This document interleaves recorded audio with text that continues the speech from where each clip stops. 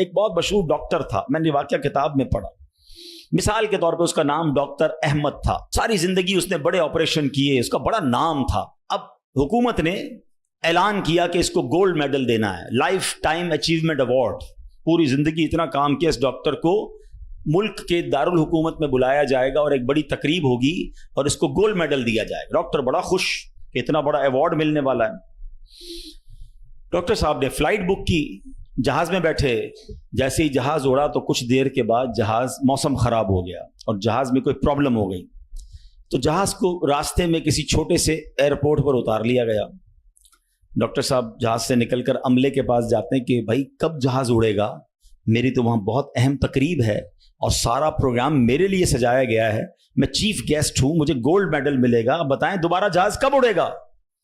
کثر چھوٹا سا ایئرپورٹ ہے، جہاز کا پرابلم بڑا ہے، اتنا جلدی ٹھیک نہیں ہوگا. آپ کو اگر پہنچنا ضروری ہے تو آپ کو ایک گاڑی لیں کرائے پر اور بائی کار چلے جائیں، آپ پہنچ جائیں گے اپنی تقریب سے پہلے. ڈاکٹر نے کہا یہ بھی آئیڈیا ٹھیک ہے، جہاز کے انتظار میں کہیں میرا پروگرام ہی مس نہ ہو جائے. ڈاکٹر صاحب نے گاڑی بک کی، رینٹ کار لی. جیسے ہی راستے میں گئے تو زبردست بارش، آندھی طوفان. اس اندھیرے میں، اس آندھی طوفان میں ڈاکٹر صاحب راستہ بھول گئے اور کسی مین ہائی وے سے نکل کر گاؤں کے روڈ پہ چڑھ گئے. بہت دیر تک راستے میں، اب بھوک بھی لگ رہی، کھانا بھی نہیں کھایا، اندھیرا گپ، بارش ہو رہی ہے. اچانک ایک چھوٹا سا گاؤں میں گھر نظر آیا جس میں ایک بلب جل رہا تھا. ڈاکٹر صاحب نے کہا اب تو حالت ایسی ہو گئی، دروازہ کھٹکھٹایا. ایک بوڑھی عورت نے دروازہ کھولا. کب ماں جی کچھ کھانے پینے کو ملے گا، بہت بارش ہو رہی. کہا بیٹا اندر آ جاؤ.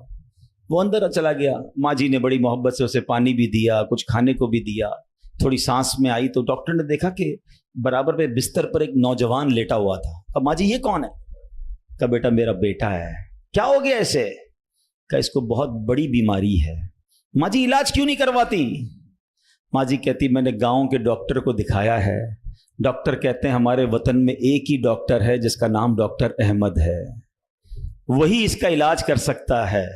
مگر بیٹا میں غریب ماں ہوں، میں اپنے بیٹے کو کہاں سے ڈاکٹر احمد کے پاس لے جاؤں؟ نہ پیسے ہیں نہ کرایہ ہے. بس روز اللہ سے دعا کرتی ہوں اے اللہ تو کارساز ہے، میرے بیٹے کو شفا دے دے یا ڈاکٹر احمد کے پاس پہنچا دے. ڈاکٹر احمد رونے لگا. کہتا ہے ماں جی میں ہی ڈاکٹر احمد ہوں اور اللہ نے مجھے تیرے گھر پہ بھیج دیا ہے.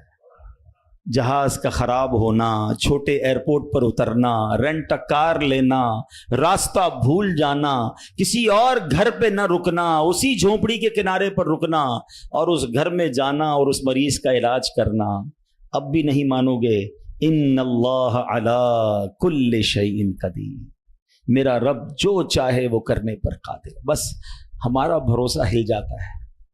ہم سمجھتے ہیں دنیا والے ساتھ دیں گے، ہم سمجھتے ہیں دنیا والے مسئلہ، ارے دنیا والے تو دکھ ہی دکھ دیتے ہیں. اپنا پرابلم بتاؤ تو ہنستے ہیں. ہم سے کہتے فکر نہ کرو، دوسروں کو بتاتے ہیں دیکھو اس کا یہ مسئلہ ہے، یہ فلاں کام کے لیے آیا تھا، اتنی بڑی بڑی باتیں کرتا ہے، اس کا یہ مسئلہ ہے. ہمارے مسئلے کو انجوائے کرتی ہے دنیا. کون ساتھ دیتا ہے آج؟ مگر جو ہمارے عیبوں پر پردہ ڈالنے والا، جو ہمیں بچپن سے لے کر آج تک نوازنے والا، جو ہمارے گناہ ہونے کے باوجود ہمیں عطا کرنے والا ہے، وہ ہمارا رب کریم ہے. ارے جو ہماری ماں سے زیادہ ہمیں چاہنے والا ہے، ہم اسے کیوں نہیں پکارتے؟ اس کی طرف توجہ کیوں نہیں کرتے؟ حالانکہ اس کی رحمت تو اس کے دروازے کھلے ہوئے ہیں، وہ تو دینا